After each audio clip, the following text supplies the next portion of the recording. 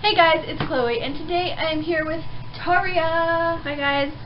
And we are going to be doing the Guess That book based off the cover. Well, she is, and I'm going to tell her what it's really about. Which is great because I've never read like half the books she's picked out, so okay, should be fantastic.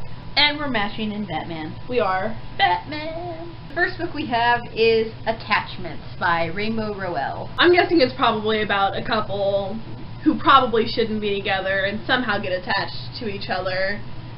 And they shouldn't be. And I feel like that's off because you're just giving me this face. Let me read the back. No, cheater. Nope, I'm reading You're such a cheater. I'm not a cheater, I guess. You're kind of and kind of not. Mainly not, but kind of. Close enough. This is about a guy named Lincoln who gets a job at a newspaper reading people's faculty emails to make sure like they're appropriate and everything. And he comes across these two women's emails, and he knows he should report them, but he doesn't because they're funny. And before he knows it, he falls in love with one of them. Over email. Yeah, basically by reading their emails. So kind of like that movie with the guy that falls in love with his phone. What? It's called Her. Yeah. So we have The Murder Complex by Lindsay Cummings. One of my favorite books. I was about to say, I've heard about this book, and a lot of people have been telling me it's really good and that I should read it. Really? You should. Yeah. I'm guessing I should. I'm going to guess that obviously it's about a murder. It says it in the title. But somebody has to go through, like, a whole bunch of stuff to find out who did the murder, and it's just like a whole almost obstacle course to get to the person who did it. I'm trying to think. Like, from the story. No.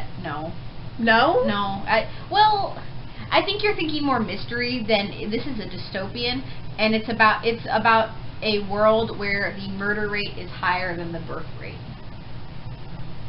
Jeez. Yeah. Well, that's a very misleading title. But it's a good book. And I can't wait for the second one to come out. Next we have Someone Like You by Sarah Dessen. Someone Like You. I love that song. Again, I'm going to guess it's about a couple who, I don't know, I feel like they fall in love and they're like one of a kind for each other. And then I feel like something tragic happens. And then, like, they realize after stuff happens that, you know, there's never going to be someone like that other person. Oh, I don't remember the character's name. Okay. Well, yes and no, because there is, like, a relationship in this. But this is about Hallie and Scarlett, and one summer they find out that Scarlett is pregnant, and the father actually died in a motorcycle accident. And yeah, and they're 16, and 16 and pregnant. Yeah, and then Hallie on the other side of the spectrum is trying to like find herself, I guess, and she gets into a relationship, and that's really all I can remember. Wait, is Hallie pregnant or is no? Scarlett's pregnant. Oh, Scarlett's preggo. Preggo's. Preggo. All right, well. I got the relationship part right. Yeah. That's like 1/4 of my answer. I actually forgot about the motorcycle accident until just now. Oh well. Next we have The Program by Suzanne Young, one of my favorite books. I'm just gonna point out that like Chloe has a whole bunch of random sticky notes in here, and I feel like this is parts of like where everyone dies. Oh. Like, have you ever seen when authors do that, where they mark? I do it in Harry Potter. Do you really? Yeah. I bet you they're filled with. Well, actually, not really. Really? Not until like I haven't gotten to the 7th one yet. Like, I've read it before, but... Oh, I was like... No, I've read it before. How have you not? For rereading. The Program. Well, I'm just going to say so far, I'm not impressed with the cover because I can't stand the color yellow. And that's, like, the brightest color on this book. But it looks like they probably went into some sort of institution because normally institutions are mostly, like, white. And everything like that, and they're kind of look like they're in uniforms. I don't know, but something tells me they probably went through something really tragic, and probably their like childhood or something like that. and yeah, they ended up going into an institution. You're actually really close institution-wise.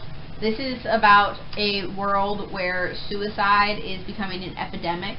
So if you cry or show signs of like being emotionally unstable or suicidal, then they put you in the program to cure you of your suicidalness.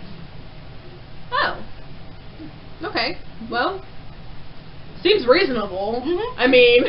yeah, I guess it's an institution. Okay. Yeah. Okay, so next we have Forgive My Fins by Tara Lynn Childs, another really awesome book. I really like the cover of this page. It's really colorful. It's so pretty. Seems magical. All three of them are pretty. Well, something tells me, partially by the way her like makeup is and the colors in the book, it's probably about a mermaid. Something tells me fins leads into that too. You don't say. But I think she probably does something like horrible in her life and has this like whole epidemic. Would that be the right word? I don't think that's the right word. Let's go spiel.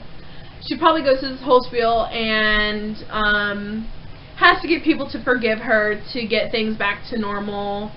Something like that. Now, she doesn't remember. No, I remember, but the part that I want to say, I don't know if they say it in here or not. Is it the proper way to say epidemic? No. Okay, they don't. Okay. You're halfway there. It is about a mermaid, but she can transform her fin to legs, and she goes on land to go to high school, and she lives with her aunt. And and she has to find like a mate before her birthday, or else she has to give up her throne. I feel like this is like opposite Narwhal. Like everyone's always like, I want to be a mermaid, and she's probably over there going, I want to be a human, give me legs. Well, well, her mom was human, so she wants to like feel more connected to her mom because her mom died. So I'm not going to question that because I really don't want to know what went on there. It's a good series. I really sounds like a good book. I really like it. Throne of Glass by Sarah J. Maas.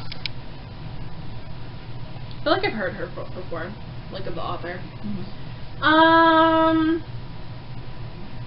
Alright, so by the look of the cover, there's like a whole bunch of there's like a big castle in the background, and this girl, she's got really nice hair, just gonna point that out, and she's got this knife. I don't want to say sword, but it's a mixture between the two. Blade. That works too. Dagger. Dagger. That's even better. I don't know. Something tells me she probably has to fight, according to the dagger on her arm. I don't know. Maybe she has to fight to keep the throne? Something like that? You're halfway there again. This one doesn't give me a lot. It's just kind of a lady. It's about a girl named Selena Saradossian, and she is an assassin, and she is brought from prison to the king to be his champion in this big battle of champions, and whoever wins, kind of like the Hunger Games, except nobody, like, they're not supposed to die. Oh. They just, like, lose. Oh, okay. Yeah. So, so whoever's, like, the last one standing becomes the king's champion and personal assassin, and after a certain amount of time gains their freedom. Oh, okay. Yeah, so, like, in order to gain her freedom, she has to fight in this competition. Makes sense. Yeah. Good book, too. Sounds good. Well, that was horrible. I got, like, 1/4 of every book except maybe 2, which I got half on. Yeah. And that was just because one was about mermaids and one was about fighting. High five. Wait. Okay, high five. Woo! That sucked. Yep. Woo! Woo! Guys, that's it for this video today. As always, if you like the video, go ahead and press like button. If you haven't already, click that subscribe button. Down below, I will link the other video that Vittoria was in like 7 months ago. Yeah, that was a while ago. That was a long time ago. It was fun. Yeah, it was. So guys, I will see you guys in my next video. Bye. Peace, guys.